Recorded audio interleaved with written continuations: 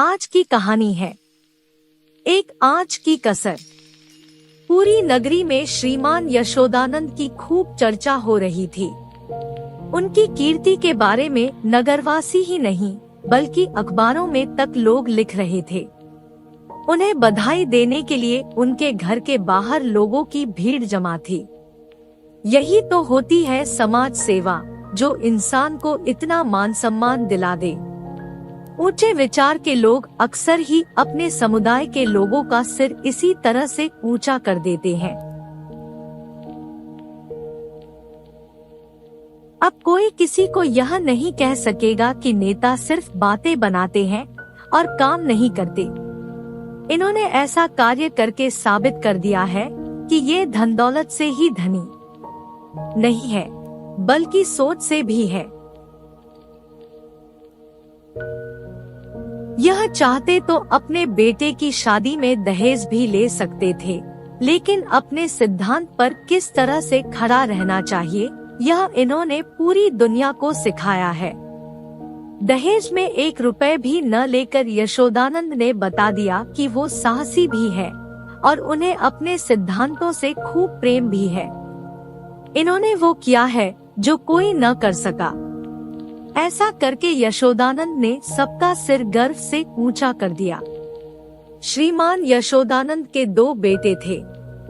एक बेटा स्नातक की पढ़ाई पूरी करके विद्वान बन चुका था। उसी की शादी हुई और वो भी बिना किसी दहेज। आज दूल्हे का तिलक हुआ, जिसमें कई सम्मानित लोग आए थे। महफिल जमाने के लिए कुछ लोग सितार का हुनर दिखा रहे थे। सब लोग यशोदानंद को बधाइयां दे रहे थे और दावत भी तैयार थी। एक व्यक्ति ने यशोदानंद से कहा, आपने कमाल करके दिखा दिया। दूसरे मेहमान बोले, सिर्फ कमाल नहीं, इन्होंने झंडे गाड़ दिए हैं। लोग दहेज के खिलाफ सिर्फ बोलते हैं, लेकिन इन्होंने कर दिखाया है।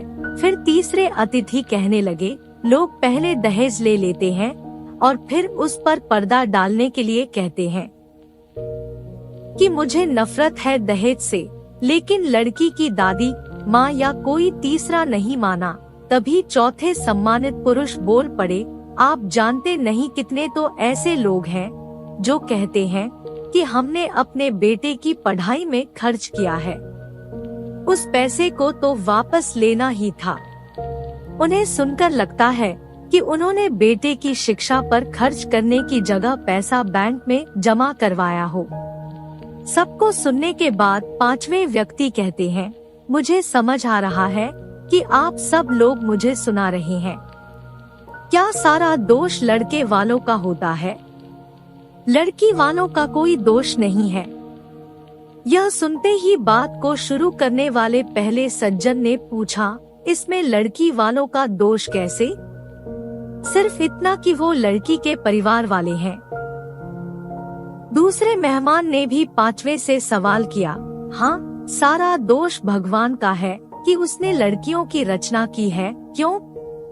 तभी 5वां व्यक्ति बोला, मैंने ऐसा नहीं कहा कि सारा दोष लड़की वालों का है, लेकिन लड़की और लड़के वाले दोनों ही बराबर के दोषी हैं। लड़की वाले पैसा नहीं देंगे तो कम से कम उन्हें ऐसी शिकायत करने का भी हक नहीं होगा कि लड़की के लिए अच्छा दुल्हन का जोड़ा क्यों नहीं लाए, बाजे गाजे अच्छे क्यों नहीं हैं? क्यों? चौथे इंसान ने कहा, आपकी बात पर गौर करना चाहिए। फिर 5वां कहने लगा, बस तो आपको मानना होगा कि लड़कों के तरफ से दिए जाने वाले गहने जोड़े भी दहेज की तरह ही एक ऐसी प्रथा है जिनका त्याग होना चाहिए। यह सब सुन रहे यशोदानंद ने कहा, यह सब बेकार की बहानेबाजी है। मैंने दहेज नहीं लिया तो क्या मैं अपनी बहू के लिए गहने और कपड़े नहीं ले जाऊंगा? इतने में इस बातचीत की शुरुआत करने वाला पहला व्यक्ति बोला, आपकी बात एकदम अलग है। हम जैसे आम लोगों में आप नहीं आते हैं। आपकी गिनती देवताओं में होनी चाहिए। दूसरे ने जवाब में सिर हिलाते हुए कहा, आपने दहेज की इतनी बड़ी रकम छोड़ दी। बहुत खूब। यशोदानंद तभी बोल पड़े, मेरी बढ़ाई मत कीजिए। मेरा साफ मानना है कि इंसान को अपने सिद्धांत पर ही चलना चाहिए। सिद्धांत के सामने पैसों का कोई मोल नहीं होता है। मैंने भरी सभा में कभी दहेज जैसी कुप्रथा के बारे में कुछ नहीं कहा, लेकिन इस प्रस्ताव पर कॉन्फ्रेंस में मैंने हामी भरी थी और मैं इससे बंध चुका हूँ। मैं चाहकर भी दहेज नहीं ले सकता हूँ। मेरी आत्मा मुझे कभी ऐसा नहीं करने देगी, और कभी ऐसा कर लिया तो मुझे मानसिक रूप से इतना पीड़ा होगी कि मैं सहन नहीं कर पाऊंगा। पांचवा व्यक्ति एकदम से बोल पड़ा, आपके इस कार्य के लिए कॉन्फ्रेंस में आपको सभापति नहीं बनाया गया तो गलत होगा। यशोदानंद जवाब देते हैं, मैंने दहेज न लेना का फैसला खुद से किया है। इसके लिए मुझे किसी तरह की पहचान मिले या नहीं, कोई फर्क नहीं पड़ता। इसी बीच शाहजहांपुर से स्वामी दयाल तिलक लेकर आ गए। सभी उन्हीं के इंतजार में थे। उन्होंने पूरे रीति रिवाज के साथ तिलक किया।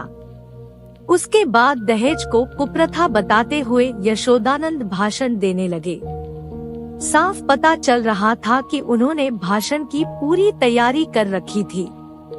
उन्होंने कहा कि पहले दहेज जैसी कोई प्रथा नहीं थी। बादशाहों के जमाने से यह कुप्रथा शुरू हुई। उस समय सारे नौजवान युवक सेना में चले जाते थे, जिससे लड़के कम होने लगे और दहेज से लड़कों का तोलमोल का चलन शुरू हुआ। अब यह कुप्रथा इतनी बड़ी हो गई है कि मेरी छोटी सी कोशिश को लेकर इतनी ज्यादा चर्चा हो रही है।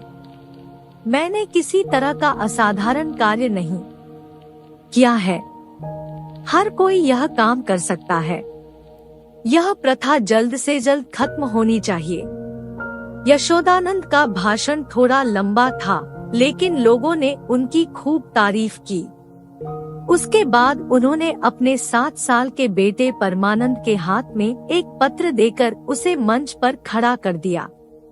शायद वो बताना चाहते थे कि उनके घर का सबसे छोटा बेटा भी कितना बुद्धिमान है। वैसे सभाओं में छोटे बच्चों द्वारा अभिनंदन पत्र पढ़ना आम था। तिलक के कामकाज को देखने के लिए यशोदानंद थोड़ा आगे चले गए और परमानंद ने पत्र पढ़ना शुरू किया। नमस्कार, आपके पत्र से ऐसा मालूम होता है कि आपको मुझ पर थोड़ा भी भरोसा नहीं है। मैं कसम खाता हूँ कि पैसों की बात इतनी गुप्त रहेगी कि किसी को कुछ पता नहीं चलेगी। वैसे इसे राज रखने से आपका खूब नाम होगा, लेकिन मेरी काफी बदनामी होगी। अब इस लेन देन को गुप्त रखने से मेरी जो बदनामी दुनिया में होगी, उसके लिए आप 25 में से 5 कम करने की मुझ पर कृपा करें। भले ही यशोदानंद दूर था, लेकिन उसके कान में 25 से 5 कम करने वाली बात पड़ गई। यह सुनते ही वो दौड़कर अपने बेटे के पास गया और कहने लगा कि नालायक, ये क्या पढ़ रहे हो? यह तो कुछ कानूनी कागज है। यह सुनकर एक व्यक्ति ने कहा कि पढ़ने दीजिए ना। ऐसा कानूनी कागज हमने कभी नहीं सुना, और इसे सुनने में जो मजा है वो बहुत ही अलग है। तभी यशोदानंद की बढ़ाई में बात शुरू करने वाले पहले मेहमान ने परमानंद से पूछा, बेटा तुम्हें यह कागज कहाँ से मिला? उसने जवाब दिया, मेज की दराज में यह रखा हुआ था। इन्होंने मुझे पहले ही कहा था कि कमरे में पत्र रखा है, पढ़ लेना। जब पढ़ा तो गुस्सा करने लगे। यशोदानंद ने कहा, नालायक, वो यह कागज था। इसे मेज के ऊपर रखा था मैंने। तुम्हें किसने दराज खोलने के लिए बोला था? इतना कहकर गुस्से से यशोदानंद अपने बेटे परमानंद की तरफ देखने लगा। पहले व्यक्ति ने कहा, साहब ये आकाशवाणी थी, अब कोई फायदा नहीं, सारा भांडा फूट चुका है। तभी अन्य लोग कहने लगे कि यह भी ऐसा ही निकला। चलो अब सब अपने अपने घर चलते हैं। दूसरा व्यक्ति बोला, इसी को तो नेतागिरी कहते हैं। किसी तरह से अपना उल्लू सीधा कर लेते हैं।